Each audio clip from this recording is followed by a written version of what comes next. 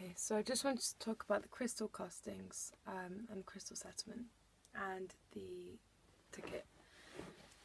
However, because this is the first of the gigs that I'll be talking about that was at the Mash House, I just want to go over quickly that the costing sheet and the settlement sheet were the prices that were used for every single one of the gigs.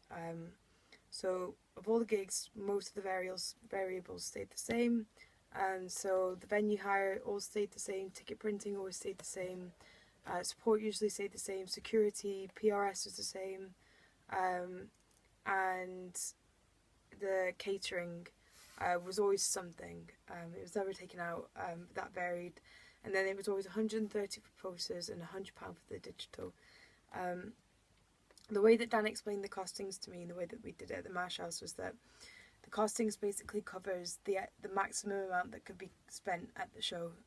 So things like the venue hire and the staff, which covers the sound engineer and the security, they have to be at the show. However, we're not necessarily going to spend 130 and then another 100 on marketing and advertising. However, if it does happen, then we want to make sure that we can definitely cover ourselves while still offering a good fee. Whenever we have a band through, Dan has a general idea on what kind of fee he wants to offer that band, and then we'll sort of work the costing sheet so that the figure at the bottom, the bit that says guarantee versus 100, comes to something around that figure. And the way that we work the costing sheet is that we'll Google the shows that they've been playing recently and how much the ticket prices for those are. We'll put that in, so we'll come up with the ticket price, and then we will do an estimated advance sales. And Dan explained that this estimation usually isn't met. However, bands look at it and think that you think that they're going to sell well, and also the way that the Mash House works is that the advance sales, even though they are higher than they're going to be, this costing sheet is also higher than it's going to be, so it balances itself out. Because like I said, we won't spend that much on the publicity, but the amount of money that's coming in won't be that much either.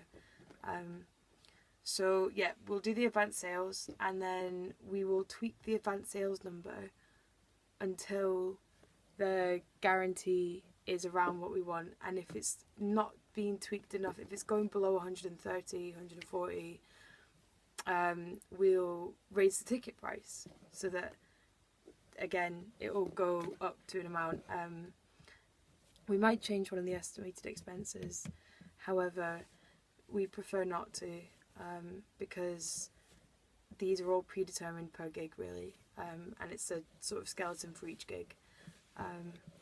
So yeah, for this gig, it was £6 and 150. We were kind of hoping that they would do 150 because realistically, Crystl are quite a big band and they're totally capable of doing that in Glasgow. However, this didn't happen. Well, when we emailed them the costings over, Rosie got in touch and asked if they... Now, when we emailed them the costings over, Rosie got in touch and asked if they could take out the catering and raise the price, and we explained that this wouldn't be possible because actually we confirmed the fee. Rosie, now when I sent over the costings, Rosie had said that she was happy with the fee, and then we started to confirm the show, and Dan had some artwork made up. He then came back to us pretty much the day that we were going to announce, that was first agreed to be announced, and asked for the £50 catering budget to be removed and for the fee to be up to £150, which Dan wasn't comfortable with doing. She asked me this over the phone, so I kind of panicked a little bit because my confidence wasn't really there yet with answering why we couldn't do this. So I rang up Dan and he explained to me, and I emailed her saying, whilst this is a bit of a surprise, we're happy to offer 150, but just so you know, this wasn't the agreed thing. Dan thought that maybe she was trying to get one up over on me, but I'm sure it was just a simple business thing, I understand. But we did end up upping our offer to £150 for Crystl, But like for two reasons. First of all, we wanted to make sure the show was getting on sale, and second of all, we thought they were worth it. However, in hindsight, we probably shouldn't have backed down, especially with such little time to the show, because really it was wrong of her to come in demanding a higher fee. So we shouldn't have done that, but that's okay. In terms of the settlement, the show lost a lot of money. Very, very few tickets were sold. Only 10 were sold in advance, and then the door sales were quite high, but the support sales were not that great.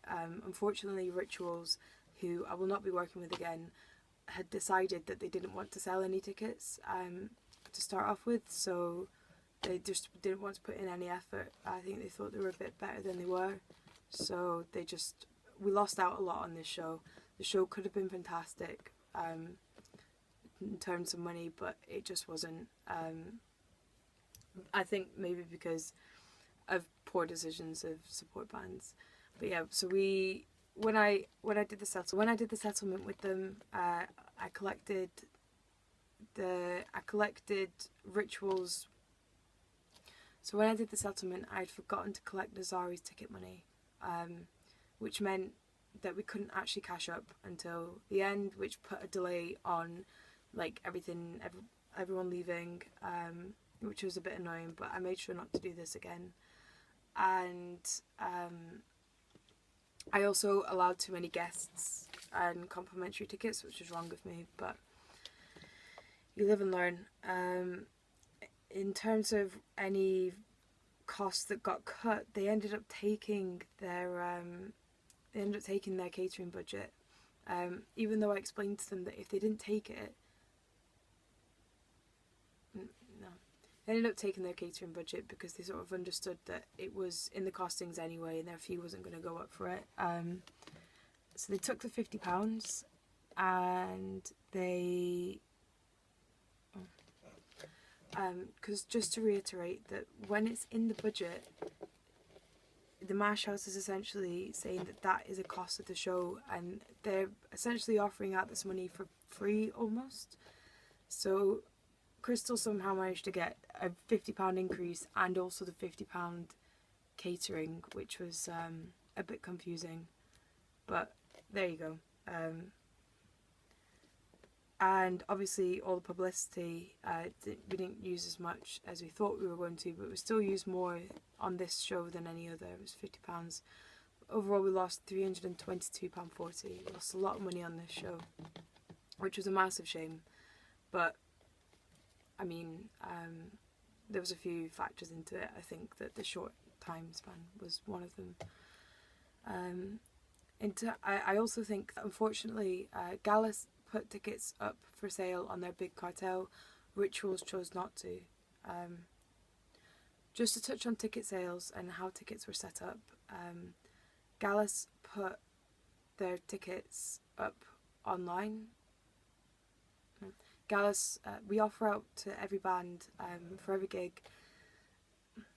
Just to touch on ticket sales, for all the support bands, we always offer them either the option of physical printing, or we offer them the option of putting the tickets on a big cartel if they've already got one set up. Because the way that the support bands get paid is that it's £30 versus £2 if it's less than if it's £6 or less, and £3 if it's £7 or more of each ticket that they sell. So essentially they'll usually only need to sell like 10 to 15 tickets to make more than £30. The reason we do this is to encourage them to go out and actually promote the show themselves. Fortunately, it doesn't really seem to have that effect. Gallus chose to put them on big cartel, which is fine. All that we ask of them is that they bring us the guest list and the cash before the gig. Fortunately, this one I forgot to collect those, but it was my first gig, so that's why. And then Rituals said to me, it's fine, people will come up and pay on the door. Now usually what I would offer is to tally for if anyone was coming up on the door for a support band, so that maybe I could get them some more money, but I was a bit annoyed at Ritual's attitude, so I decided against this. So yeah. Overall, the money was, the show was terrible. The show was financially terrible, and I think that maybe that's because we gave in to demands, and we didn't push bands to sell their tickets enough, and there wasn't enough time. But I do think that Crystl were worth the £150 as a band, and I don't blame them for that at all. So.